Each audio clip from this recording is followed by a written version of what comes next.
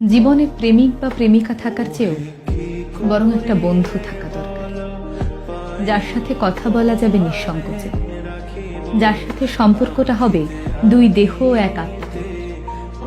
জীবনে একটা বন্ধু থাকে সকল আজাইরা কথাগুলো শোনার জন্য, মন খারাপের দিনে প্রেমিক বা প্রেমিকার মতো মন ভালো করে না দিয়ে বরং আরো বেশি মেজাজ খারাপ করে দেওয়ার জন্য হলেও একটা বন্ধু থাকে।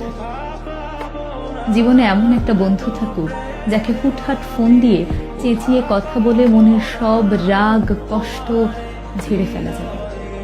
তখন সে ভুল না বুঝে বলবে, কিরে রাগ মিটেছে, চল আজ বিকেলে দুজন একসাথে হাঁটতে বেরো। জীবনে একটা বন্ধু থাকা দরকার, কান্না ভেজা গল্পগুলো শোনার জন্য, যে ঢাল হয়ে দাঁড়াবে, বকবে, শাসন করবে, রাগারাগি করবে, আবার আদরের সোহাগে আগলে রাখবে।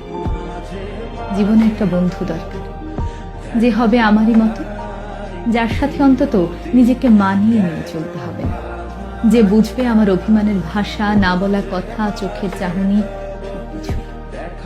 জীবনে এমন একটা বন্ধু থাকলে আর প্রেমিক বা প্রেমিকার দরকার হয় না।